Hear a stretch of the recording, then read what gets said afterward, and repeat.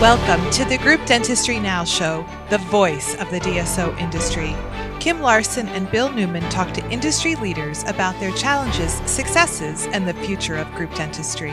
Visit groupdentistrynow.com for more DSO analysis, news, and events. Looking for a job or have a job to fill? Visit joindso.com. We hope you enjoy today's show. Hi, everyone. Welcome to the Group Dentistry Now Show. I'm Bill Newman, and as always, we appreciate everybody listening in, whether you happen to be listening on Spotify, Apple, Google, or maybe you're watching us on YouTube. Thanks for being a part of our community. Without you, we wouldn't have great guests like the lineup we have for you today. We actually have, I think, one of the biggest crowds we've had on a podcast. So this is going to be fun logistically, but we're going to have a lot of, and we have a diverse crowd here too, with a great knowledge base. So first off, I'd like to thank Dental City for organizing this podcast for us, getting these key opinion leaders in the DSO industry, these experts. So Jordan Lorenz from Dental City, thank you, number one, for getting Kevin, Jane, and Sean to agree to be on the show. Yeah, thanks, Bill, for having us all. Excited to get things going, and thanks everyone for clearing time in your schedule to join us today. Really excited for this discussion and the opportunity to share some ideas with each other. So Jordan, just so everybody knows, he's the director of special markets at Dental City. Not everybody knows who Dental City is, so why don't you tell the audience a little bit about Dental City and then your focus when it comes to emerging dental groups. Sure. Yeah, so Dental City, we're a dental distributor out of Green Bay, Wisconsin. We are privately held, so we have 3 owners that have owned the business from the very beginning, and we are actually celebrating our 30th year this year in November. So really excited about that. And what we focus on is really that customer experience, whether that's a DSO, small or large, GPO, or private practicing dentist. That customer experience is what is really key for us. And we view that customer experience in the scope of what our expertise is, which is providing great products through distribution from the beginning, the procurement process, however a customer might prefer to order, whether that's over the phone, text, email, many of the procurement solutions that are in the market today, over our website. We are really here to meet the customer's needs wherever they want to be met. And our focus is really on that procurement process, distribution, and everything that happens after that. And with that, we know that offices potentially need to be supported in other areas. And that's where we find fantastic partnerships like the people we've assembled today.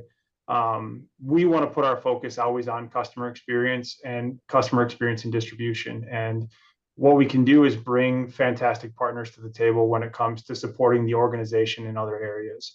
And that's why, bringing Abella together with Plan Forward and Dental Whale, Dental Fix today is really important to our organization. So we can provide solutions outside of just procurement while we focus on doing procurement exceptionally well.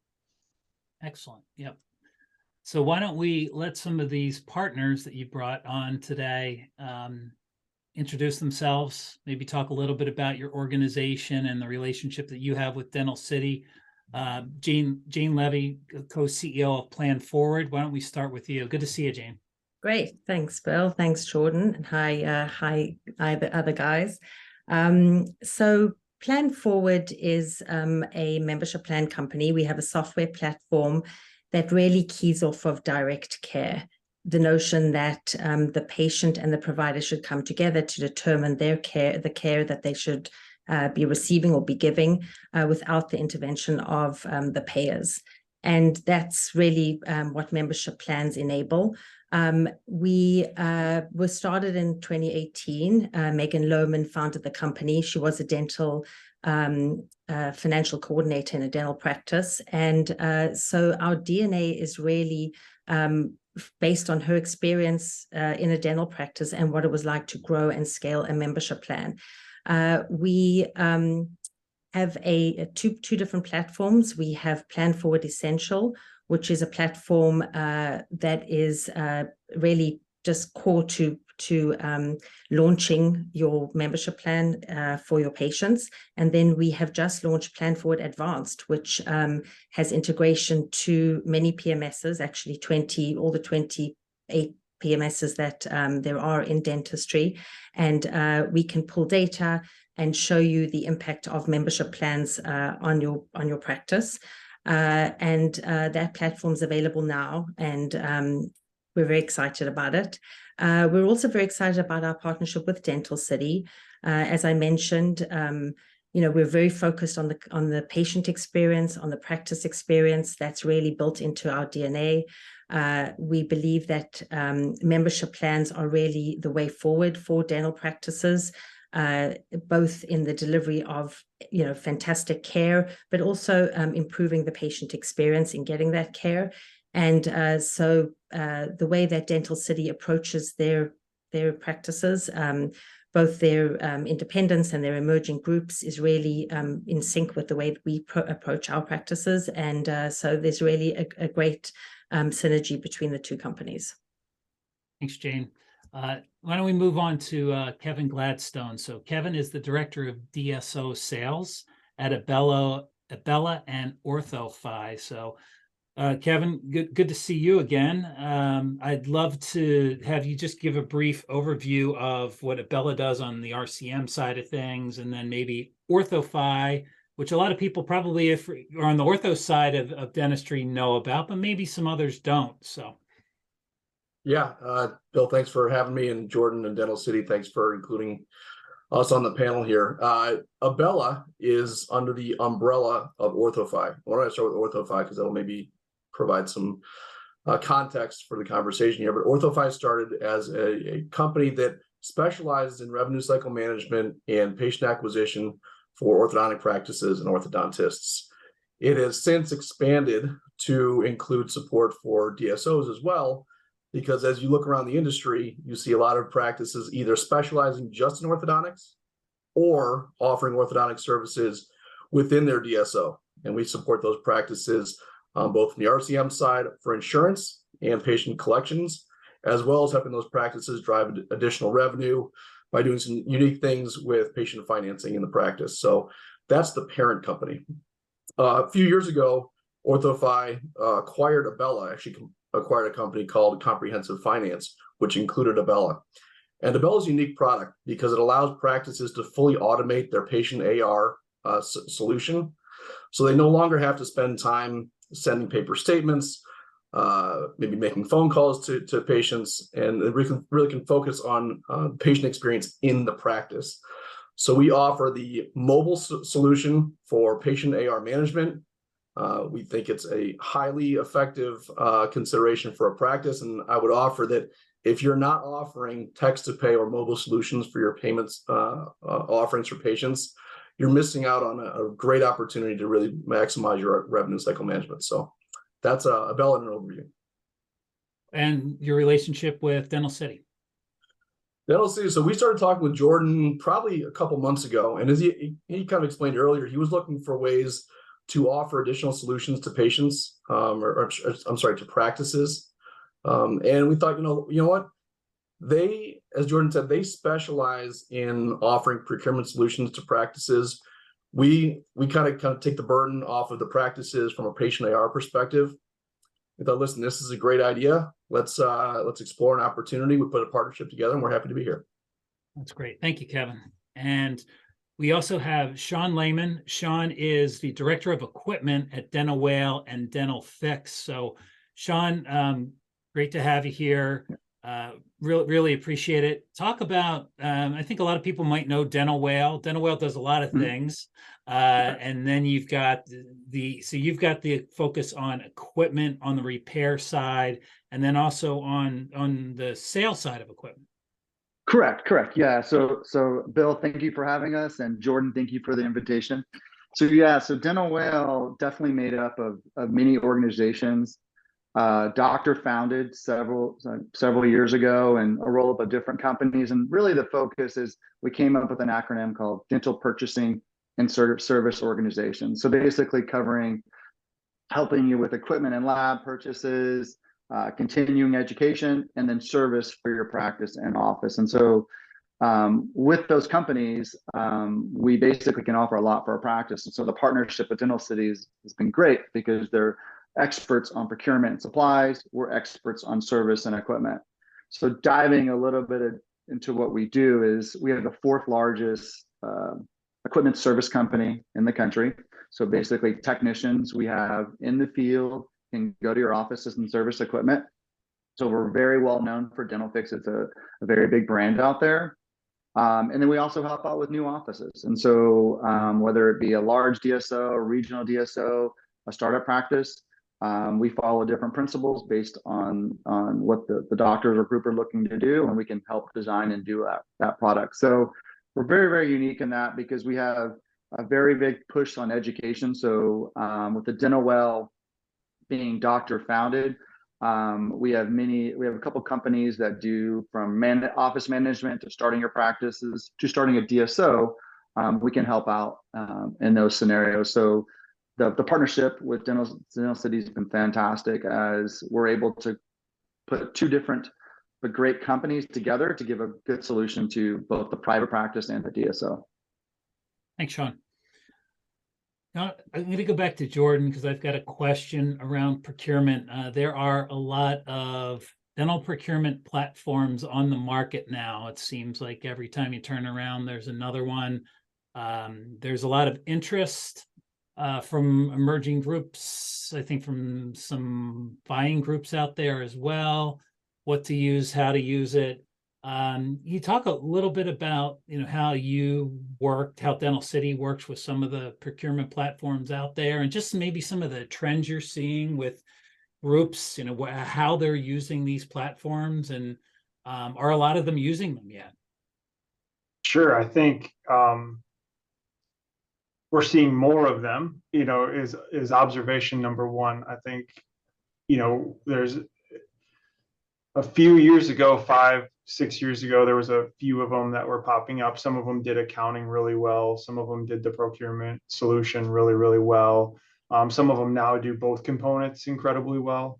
But I think what you're seeing is more and more adoption to procurement solutions, especially from emerging DSOs and the large DSOs that are in the space.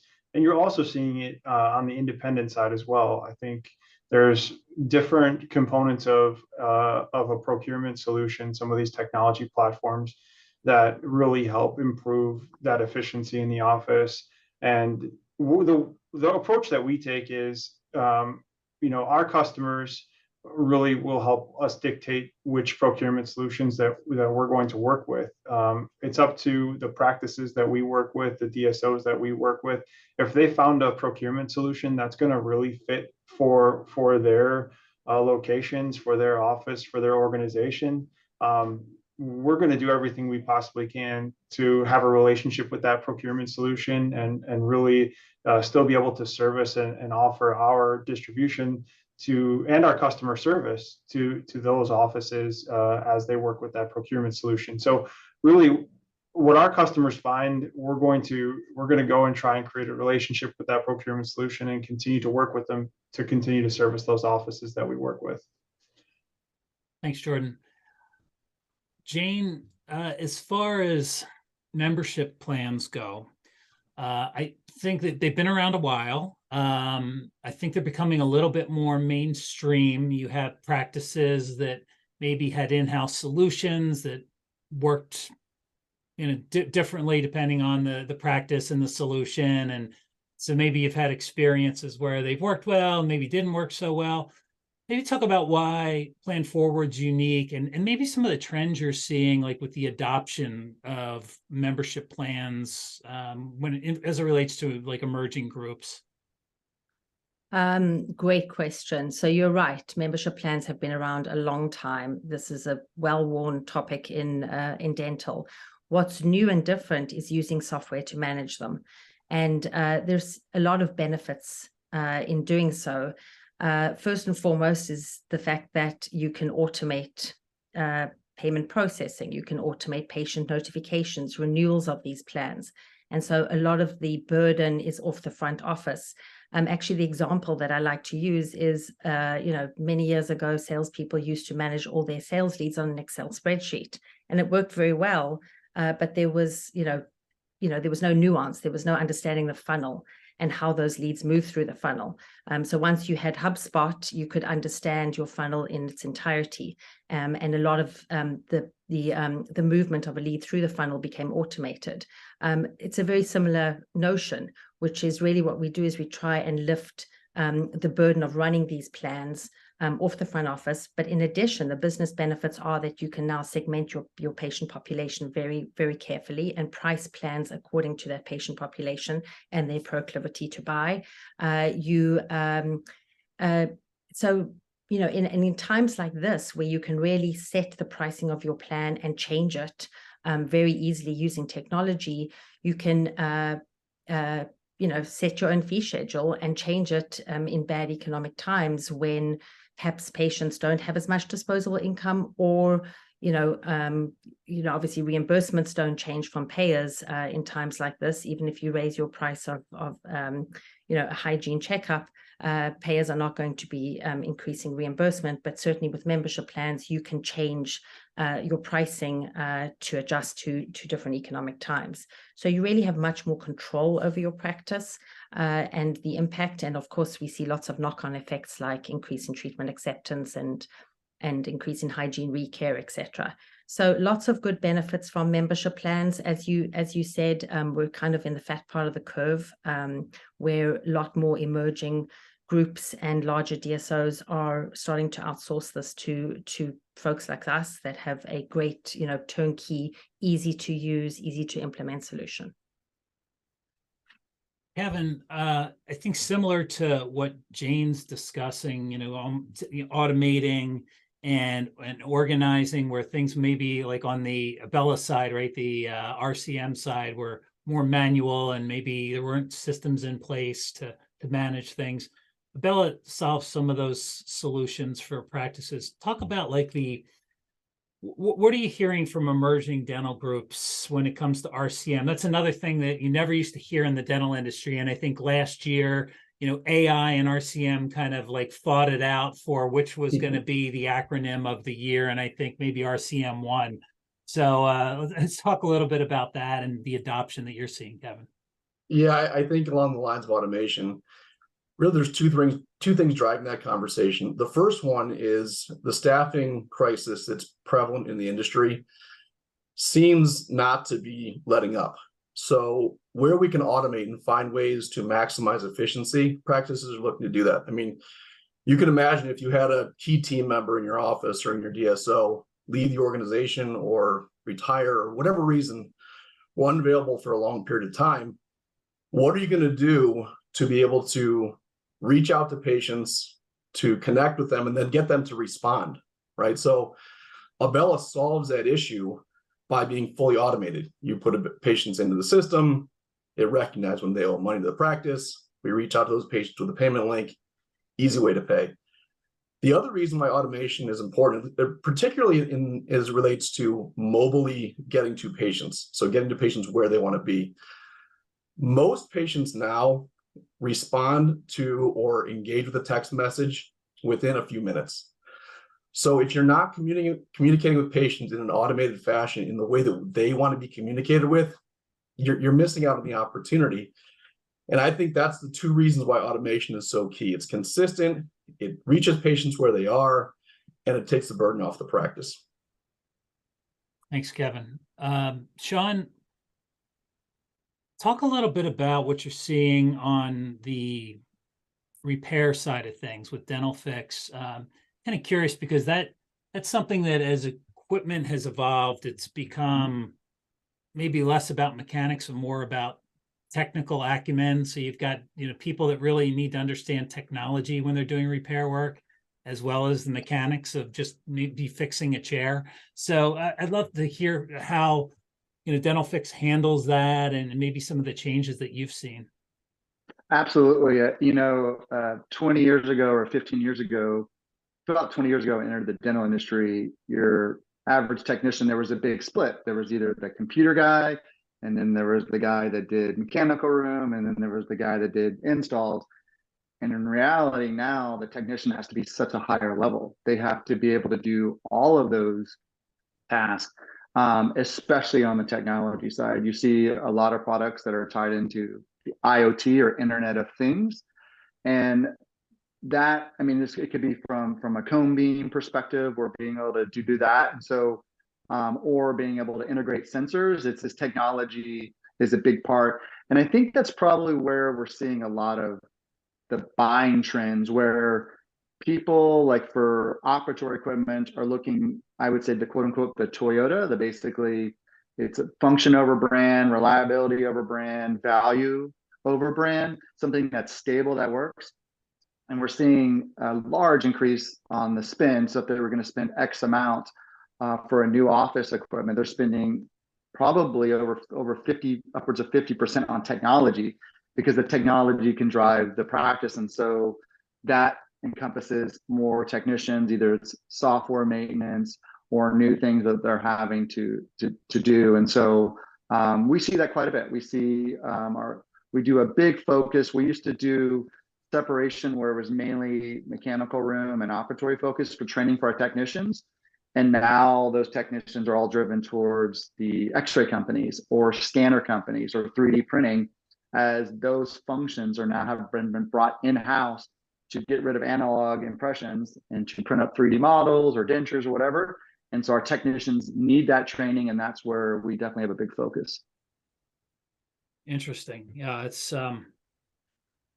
fascinating what's going on. Jane mentioned this earlier about the economy. So I'd love to get impressions from everyone on what you're seeing as trends from, your group customers, how they're handling maybe the higher interest rates, and then the impact on patients. So just in general, maybe how it's affected the businesses of your customers, and then maybe how you've had to adapt to that. Maybe Jordan, we can start with you. Yeah, I think, I think just following along the general trends in the industry of DSO growth. And that's kind of where I'm seeing more of the effects of the economy, in that I think more private practicing dentists are looking for alternative solutions to kind of take on what may or may not be coming from an economic perspective. So we probably continue to see some of the consolidation in the industry, and not just consolidation from a practice perspective, but with some distributors as well. But that's kind of the economic impact from a very high level that I see, is that we continue to see the growth in the amount of DSOs and the size of the DSOs and the targets that those DSOs now have. So being a larger DSO, what is the target, office or practice that they're looking to purchase or kind of merge with? And I think that's some of the early, high level indicators that I've seen, or changes that I've seen, is just that this growth of DSOs continues to accelerate itself. Kevin, I'd be curious, you mentioned this because this may be one of the first times where you see this economic slowdown, higher interest rates, yet you also have this challenge that maybe we haven't had in the past with talent, where people that you would think would be maybe looking for jobs aren't still after the pandemic. So it's kind of interesting. But what are you seeing in the market, Kevin? So it's interesting because we have visibility across, from a patient perspective, we have visibility across both the specialty market and the general practice market. And maybe I'll start with the general practices, because that's where a lot of the DSO market is right now. But Abella does two things really. It helps practices collect on aging patient AR, and also helps practices maintain current AR. And I mention that because on average, Abella collects about 40% of aging patient AR within 90 days. in a tough economic environment, you'd think that that would start to go down. You'd think that patients would be kind of pulling back a little bit and saying, I'm going to delay, responding to my dental office. And we have not seen that at all. We've seen about a steady, 40% collection rate. What we have seen is a little bit of an increase in patient opting for a managed collection plan, meaning like they'll pay over 3 or 4 months, which Abella enables. On the ortho side, we see starts being very consistent. Actually, we haven't seen practices start to go to dip in terms of like their average starts. So what we are seeing, though, again, is that patients want more flexibility in their payment options. So they want to be able to have maybe a longer payment plan. They want to be able to have a lower down payment, something like that. And I mention that as it relates to staffing, because your staff needs to have that expertise in the industry to be able to know when patients might need, a little bit more flexibility, or they might need to have a lower down payment. The reality is team members like that are so difficult to come by. I mean, if you have a patient or you have a staff member that's been with you for 20 years, they know all your patients, they know how patients respond during a treatment plan presentation. You lose that key person, man, you're really stuck. I mean, lean on technology right now more than ever to help patients pay off their balance, help patients get the treatment they need. Like that's from a technology perspective, that's what I would encourage DSOs to look at, so that their team members can focus on giving patients a great patient experience in the practice, not in the way that necessarily they pay. Jane, I would think that you probably run into some similar things that Kevin does as far as membership plans. This would seem to be an ideal time for maybe practices that haven't embraced the membership plan to offer that, maybe make some adjustments that you talked about earlier as far as the monthly pricing goes. But on the talent side of things, you still need somebody that's able to present the membership plan, just like the patient financing options. Yes, we do. So we do press a lot on the marketing side of things. So we do equip that front office person with brochures and scripts and patient saving sheets and all kinds of things that they need to in order to, talk to the patient about the value of membership. But you're right. I mean, in an evolving environment where that front office person may not be there, or they're a temp next week, and there's a lot of training, retraining that we have to do. What is fabulous about membership plans, though, are they can drive the patient behavior that you desire.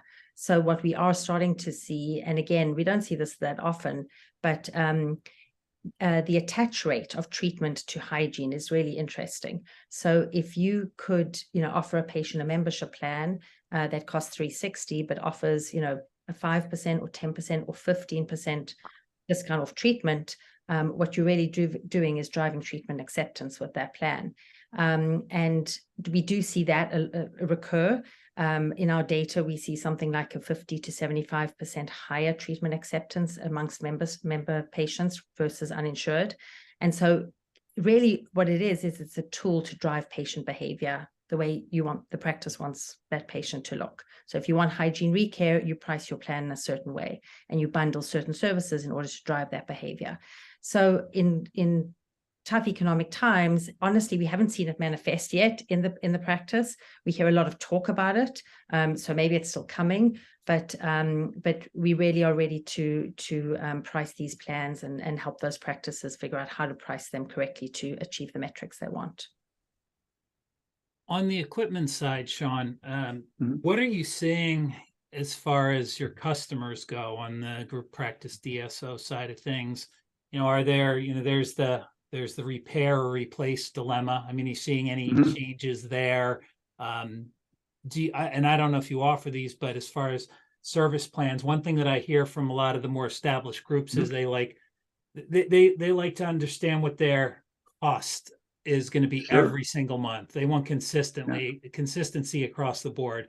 You don't always get that with equipment, right? You have something big go down, needs to be repaired or replaced. All of a sudden, you've got this, crazy cost in this one month that you don't have in any other month during the year. So I'd love to just get some insight as to what you're seeing there. Yeah, that's a great question. And I think we've been working on software for quite a bit and now it's on the market. But I always think about the adage like bad economies don't last, but good companies do. And I think part of being a good company is like looking at technology and how it can drive out some of the inefficiencies you had. And I think from the DSO perspective, even the private practice is probably the reason why we always thought for several years ago, and it's out now. It's basically our equipment purchasing management. So no matter what equipment you might buy, it's like, how are you measuring the performance? How are you maintaining that product?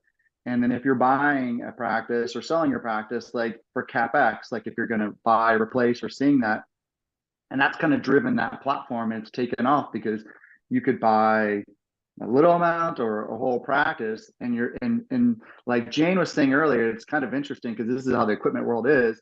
Even the best practices out there, they maybe have a spreadsheet that talks about has when they bought the product. Good luck if it says what the warranty is remaining or the ongoing maintenance.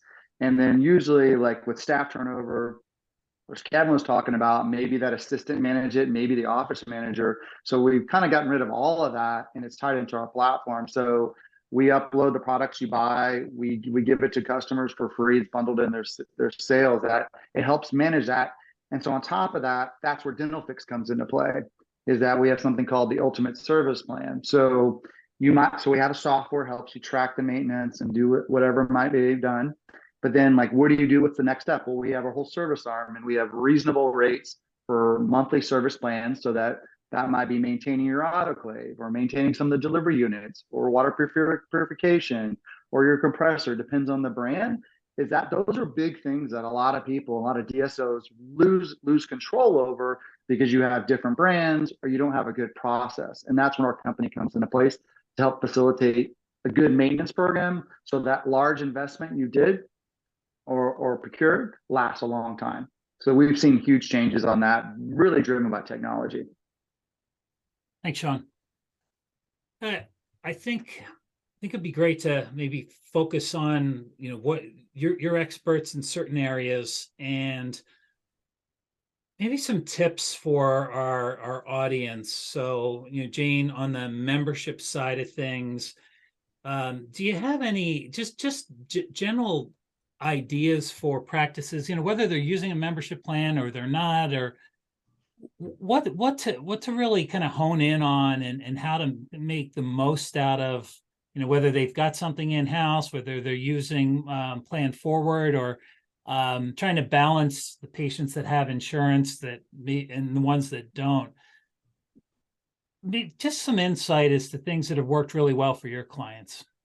Yeah, that's a great question. So I think what we really value when we talk to practices are those that really understand their numbers. And so understanding what the average gross production is for an uninsured patient versus an insured patient, understanding what your percent UCR is for, across the board for all your patients. Understanding your collections. And these are obviously metrics that most practices, well-run practices, will monitor: production, collections, hygiene, recare, show rate, treatment acceptance.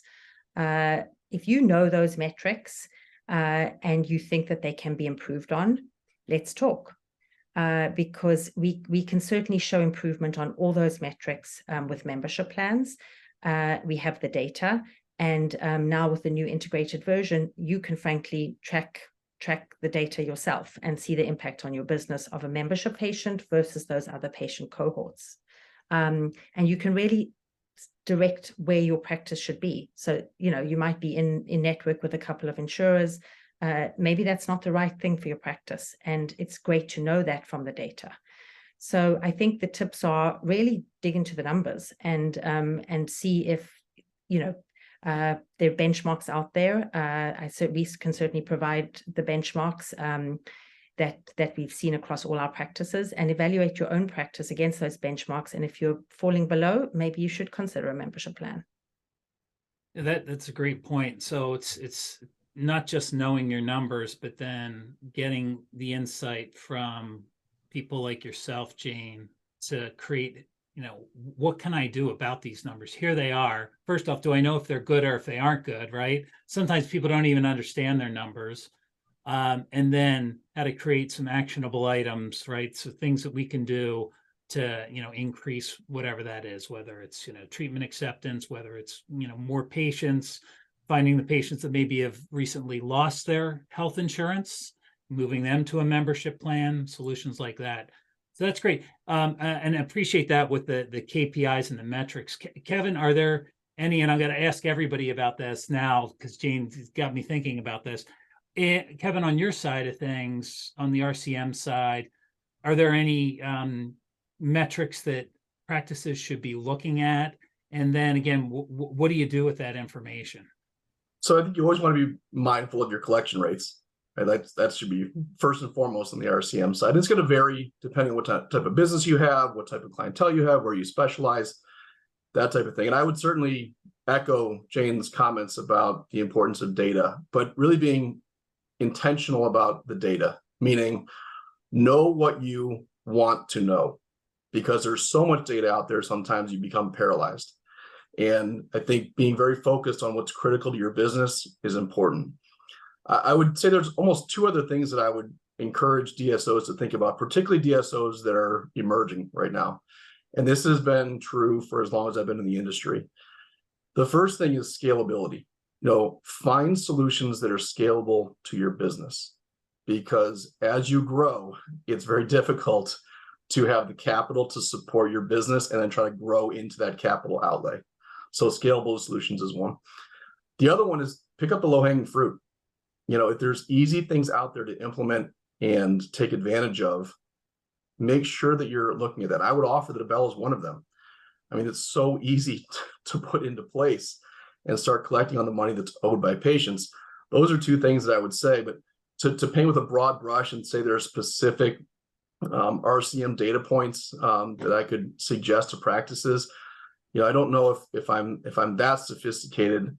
In the orthodontic business specifically, though, I would say that if you're not collecting at a rate on the patient side of 95% plus, or the insurance side of 98% plus, you're probably missing out on some low-hanging fruit. And that's where we can come in to support you. For OrthoFI and on the Abella side, I would say you should be collecting at worst, you should be collecting about 85% of your patient AR within about 30 days at worst. Thanks, Kevin. Sean, you mentioned it, that you have a dashboard really that people can monitor, the length of time of ownership, the repairs that they've had. What things should customers be looking at, the emerging groups and DSOs, when it comes to technology and equipment? I know they can monitor that online right now with you, but what should they really be focused on? Well, I think it's the first step is the most obvious step, is know what you own. You'd be surprised about how many DSOs or practices have no clue what's in their operatories. And then they wonder how treatment varies from provider to provider because they have different chairs or different hand pieces at different locations. So it becomes a maintenance nightmare is really tracking that, whether you use an old school way with an Excel spreadsheet, which I wouldn't recommend, or use a platform that manages that. That's the big thing. I think the second would be what other distributor we would love as far as be their service provider, but be on a regular maintenance plan, because you're walking a fine line between when that compressor or vacuum doesn't work, or autoclave doesn't work, or operatory. If you look how much that costs you when that goes down, that's significant. But I think as far as like looking out, as far as technology, is that's where we see the practices, is that we see more funds moving away from your traditional chair delivery unit stuff, more towards stuff or equipment that can drive a better experience for the patient. And that's where we see the trends and that's pretty well known as the number one selling trend last year was intraoral scanners. 3D printers was a close second. And I think if you saw at the Chicago Midwinter, some of our vendor partners had huge outpouring of interest on the 3D printers. With the advent of being able to do permanent restorations in office, that changes everything on a 3D printer versus having to buy a very expensive mill. You can buy a product that's less than $20,000 and you can now print permanent restorations for your office. That's amazing. So anyone on a DSO or private practice level, you start running the math when it costs you less than $10 to make a permanent restoration, and it can be seated very quickly, better patient experience, you have organic growth of your patients, and it's just a less chair time. So that's huge. So those are the big trends we're seeing right now. So I would leave it at technology, technology, technology. Yeah. Let's start with knowing what you own on the inventory side. That's great. Great advice. Jordan, what should groups be measuring when it comes to procurement? Yeah, I think the percentage of your spend that is supplies. But before that, what are you counting as supplies? Are you properly segmenting the products that you're purchasing into clinical supplies, or how are you as an organization, segmenting those supplies? You have everything separated out, making sure that some of your lab stuff probably isn't in there, or maybe it is in there, if that's the way your organization is going to run. Understand and have a set standard operating procedure with how you're going to plan out what actually is falling into your supply purchases, and then measure it, and then understand that measurement against your procedures and against your locations. And is the spend aligning with, are you purchasing the right products in the right categories for the type of procedures that you're doing, and putting technology in place to track those things and understand, what your location-based spend is, your category spend, and making sure that it's really aligning with what you should be doing in your practice. I think the other thing, Bill, that I just kind of want to come full circle on real quick is, over the course of this conversation, I think it's pretty evident why we are all on the phone together, or why we're all on this video podcast together. It's just been really interesting listening to the expertise that each one of these individuals and their organization brings, and how it aligns with us at Dental City really being customer focused, that customer experience, and then just being great at what we know we do.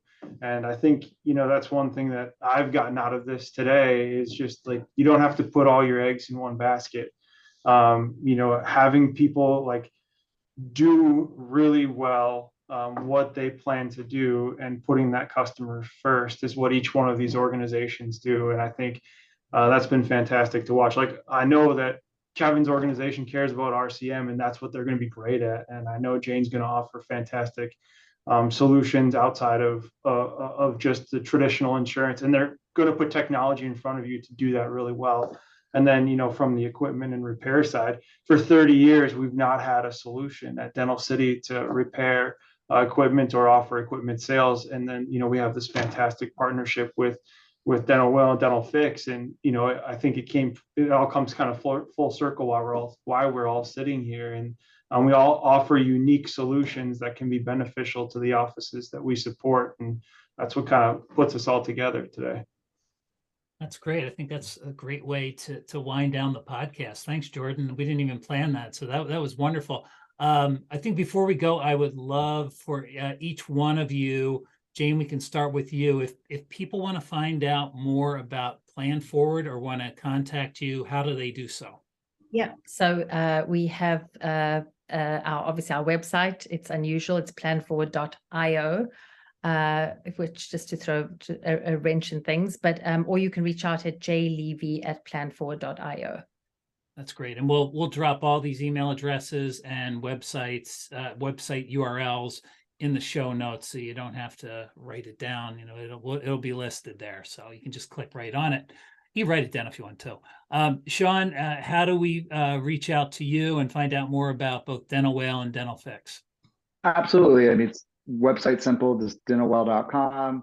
You can click on service or equipment, and it'll take you to the appropriate person to either book an estimate on repair, or if you need help with purchasing equipment, we have a team there. So simply guides there. You can book it through online or make a call. It's the numbers listed on the website. So very, very easy. Excellent. Kevin? Yeah, you can certainly go to our website, abellaar.com. But also, I'd encourage you to reach out to your Dental City rep too. We put a fantastic program together. Their team can put you in touch with us. They are knowledgeable about our solution, so I'd certainly encourage any customers out there to reach out to Dental City as well. Yeah, that's a great point, Kevin. And yeah, anybody that reaches out to Dental City or wants to reach out to Jordan, he can put you in touch with Jane, Sean, Kevin. And if you do reach out to Jane or Sean or Kevin directly, make sure that you mention that you saw them on the Dental City podcast on Group Dentistry Now. And thank Jordan for it too, if you can remember to do that. But Jordan, how do they get in touch with you and find out more about Dental City? Yeah, dentalcity.com is our website, and on there you'll also find links to the fantastic organizations that were on with us today, either through our blog or through our dentalcity.com site. You can also email me at jlorenz@dentalcity.com, and that's about it. That's great. Well, thanks everybody. This has been a great podcast. It's great to get insight in these different corners of the dental industry that all tie nicely together. Again, thanks to Dental City for bringing everybody together. And thank you everybody for listening in today. So until next time, I'm Bill Newman, and this is the Group Dentistry Now Show. Thanks. The Group Dentistry Now Show has listeners across North and South America, Europe, Asia, and Australia. If you like our show, subscribe today, and please tell your colleagues about us.